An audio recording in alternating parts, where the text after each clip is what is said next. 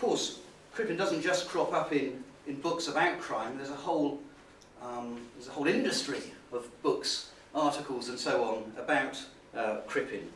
Some of them, a bit like Mark's summary, or the summary in Criminal Islington, point conclusively to his guilt. But long before the recent controversies arising from DNA evidence, there has long also been an industry of people who have cast doubt on Crippen's conviction. Partly, I think, a romantic idea because Crippen seemed to be a bit of a nice chap, but partly also because of the way the trial process operated, and so on. So, for example, in one of my favourite books, True Crime Through History, a roller coaster through a lot of famous British crimes, we have blood-curdling chapters such as The Super Poisoner, I can't tell you, Britain's Most Baffling Crime, there's the Brighton Trunk Mystery, The Butcher of Hanover, The Bluebeard of Paris. It's all blood-curdling stuff, but when we get to Crippen, the chapter title is headed, Dr Crippen, was he a murderer? ? This book's quite old, so long ago people were questioning the circumstances of Crippen's convictions. As I say, there's a whole industry. A recent book, Supper with the Crippens by David James Smith, looked at the original evidence, went back to the original evidence to try and puncture some of the myths that have grown up. But actually the story was shrouded in myth right from the very beginning. Myth, fabrication and rumour. And not least because of the contemporary salacious and sensationalised press reporting. I mean, at the time that we're looking now at the way the media interact with us as a society and report trials and so on, it's interesting to see actually the way that Crippen was reported is probably worse, with several examples of shocking malpractice by the press at that time. Indeed, it's such that we could speculate whether in any meaningful way Crippen could have received a fair trial without being prejudiced by the slew of publicity. But the public interest, the press interest, I suppose, reflected the public interest. Both of them fed off each other.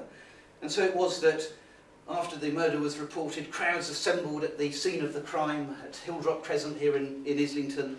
They then jeered and cheered each and every court appearance through the judicial process, right up to a crowd thronging outside Pentonville Prison, not far from here, on the day of Crippen's execution following the verdict.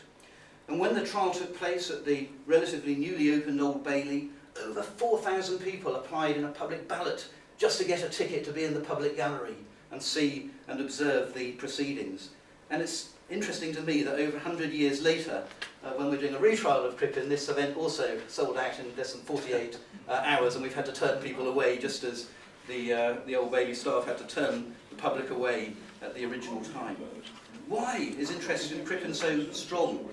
I tried to do a bit of research on Crippen. It's quite intimidating. If you do a Google search on Crippen, there are 250,000 entries. They don't all relate to our Crippen, but if you Google search Hawley Crippen, there's 112,000 entries. That's almost half of the entries on Crippen relate to our Dr Crippen.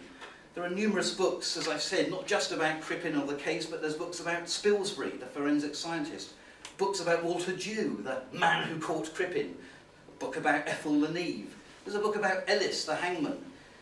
I remember as a child, I didn't grow up in Islington, although I lived most of my life here, coming up to London, going to Madame Tussauds, and being very disappointed with the Chamber of Horrors. I expected to see vampires and monsters, and actually I got a series of stuffed waxworks, one of which, of course, was Dr Crippen. He was still exhibited in the Chamber of Horror in Madame Tussauds, and for all I know, may still be there. There have been films. There's a 1962 feature film, Dr Crippen, with Donald Pleasance. There's a 1968 film, I haven't watched it, Negatives. I read that it features Peter McEnery and Glenda Jackson as a couple whose erotic fantasies involve dressing up as Crippen and Ethel Leneve. There's definitely one to look out for. Transcripts from the trial have been published and dramatised. If you enter Crippen on a music search engine like Spotify, you can find trial transcripts reenacted by Andrew Sachs and Edward Fox. There have been 8 plays, countless articles, dissertations, and so on. And the Crippen murder was featured in a popular song shortly afterwards. I'm not going to sing it for you, but I'll just give you I'll read you an extract. Dr Crippen killed Belle Elmore, ran away with Miss Leneve, right across the ocean blue, followed by Inspector Dew. Ships ahoy, naughty boy. 1960s, there was a musical called Belle, or The Ballad of Dr Crippen. You can listen to some of that on YouTube. It's pretty excruciating, actually. A more recent song by a band called The Radiators was called Dr Crippen's Waiting Room. Why are we so interested? Well, I think all the ingredients of a great story are there. A love story, a love triangle, passion, jealousy, and of course, great characters. The protagonists themselves, Spilsbury, the original or perhaps prototype forensic scientist, Dew, the copper on the trail. And somehow we all know the story of Crippen, although in my case I can't remember how I know it or really where I ever first came across it. It's almost like a fairy story. We all know the ingredients, at least I hope we do. But just in case, I'm going to take you through a very potted summary. So Crippen was born in Coldwater, Michigan, graduated there from the School of Homeopathic Medicine in 1884. His first wife, Charlotte, died from a stroke, and he left the care of his 2-year-old son before qualifying as a doctor and practicing in New York, where he met and married his second wife, Corinne, or Cora, as we know her stage name, Belle Elmore. Now, Belle was a musical singer who allegedly openly had affairs. In 1897, Crippen and his spouse moved to England. His US medical qualifications were not sufficient to allow him to practice in the UK, but he worked as a distributor of patent medicines, and meanwhile Cora was socialising with variety stars and trying to progress her own career in theatre. Crippen actually lost one job for spending too much time managing his wife's stage career, and then he became manager of an institution for the deaf. It was there that he met Ethel Leneve, a young typist, around about 1903.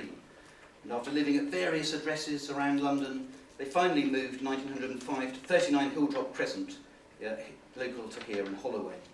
They took in lodgers to augment Crippen's feeble income. Cora apparently was cuckolding Crippen with one of the lodgers, and in turn, as I think we all know, Crippen took Leneve as his mistress, possibly from around 1908. He then turned to disappearances.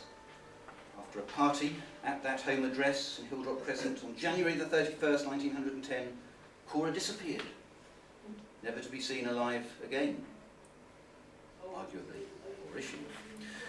Shortly afterwards, Dr Crippen disappears, travelling to Canada with Ethel, who was disguised as a boy.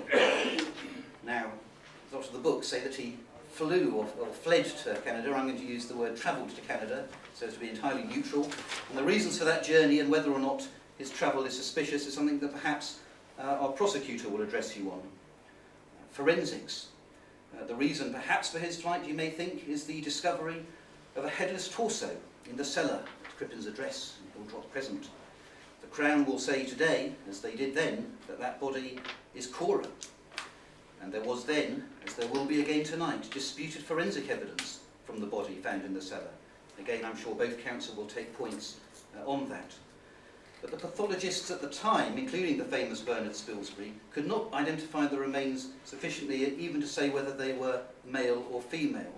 And that comes into the DNA evidence on which you may hear some more later. As for the journey, Crippen and Leneve were crossing the Atlantic on the Montrose, and here's where the story got really exciting for the contemporary Edwardian audience. There was, of course, the famous sending of a telegram on the new Marconi system after their detection was spotted on the ship. And so our industrious policeman goes on the chase, catching a faster boat, ready to apprehend them in Canada, which he did. Crippen's arrested. I think prosecutor will say something about that, and brought back to the UK for trial. In fact, they were both arrested and brought back, but tried separately. In addition to that forensic evidence and the finding of the body, there was evidence of a pyjama top, supposedly found, a fragment of a pyjama top near the body, which matches a pyjama belonging to Crippen upstairs. You may hear more about that.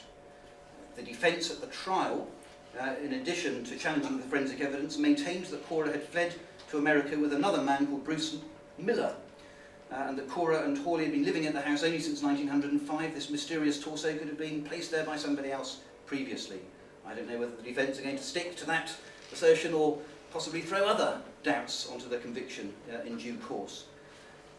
But speaking about that original trial, which coincidentally started on this very date, 18th of October, 102 years ago, put a lot of emphasis on the way Crippen had to deal with questions. So this is a point where I'm just going to play you a short extract with my glamorous assistant, Ray.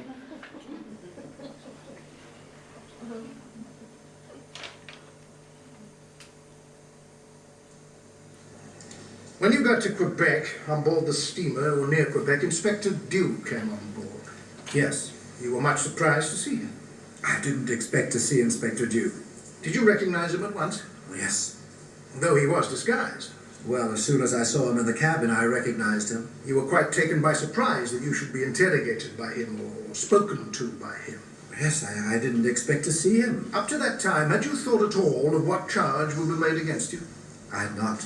He told you that you would be charged with the murder and mutilation of your wife. When he read the warrant, do you mean? Did the inspector say, "Good morning, Dr Crippen, I am Inspector Dew"?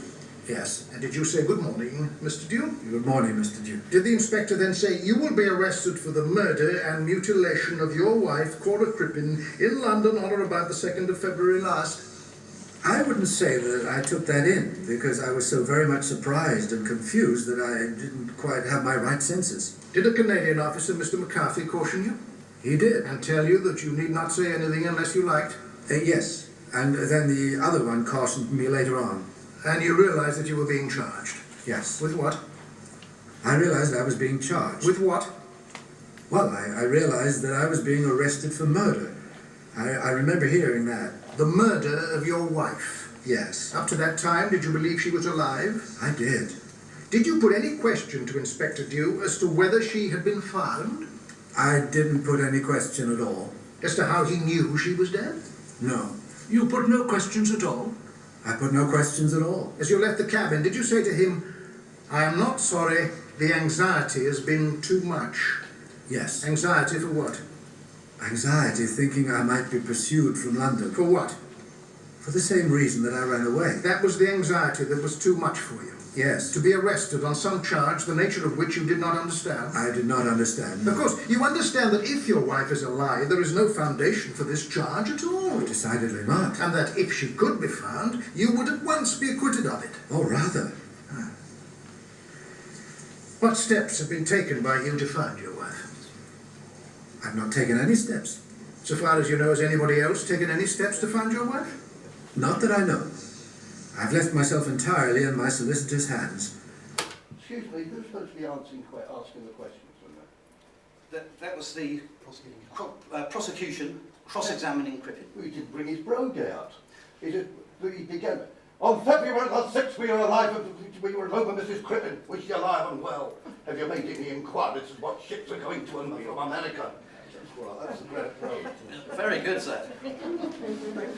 We might come back to you on that. So, that was the transcript from the original trial, 102 years ago today. So, doubts. A lot of doubts have been raised. Was Crippen, in fact, supplementing his income by being a backstreet abortionist, and was he responsible for death and the placing of the body, but perhaps not Cora's? Was Crippen using hyoscine on his wife as a depressant or anaphrodisiac, but accidentally giving her an overdose and panicking when she died? Possibly manslaughter, but not murder. That was an argument, certainly, that was advanced by Edward Marshall Hall, and perhaps, who knows, things would have been different if he had been persuaded to take the case. And then thirdly, DNA, and this is the recent controversy, because in about 2007, DNA evidence showed the remains found beneath the cellar floor at Crippen's home were not those of Cora Crippen. And this research was based on genealogical identification of relatives of Cora Crippen, compared with DNA extracted from a slide of flesh taken from the torso in Crippen's cellar and carefully preserved in a London hospital museum. The DNA analysis from America suggests the sample from the body in the cellar was in fact that of a man. And I'm sure counsel for the defence will have something to say to you about that. And so the controversies have rumbled on one way or another. Articles are published, supported, rubbished, no conclusions reached. In December 2009, the Criminal Cases Review Commission, having reviewed the case, declared that the Court of Appeal will not hear the case to pardon Crippen posthumously. So if they won't, we will. We will tonight retry Dr Crippen by our learned counsel presenting their cases, being summarised by our learned judge, and then asking you, the jury, to decide whether, just over 100 years on, you are still satisfied beyond reasonable doubt of Dr Crippen's guilt.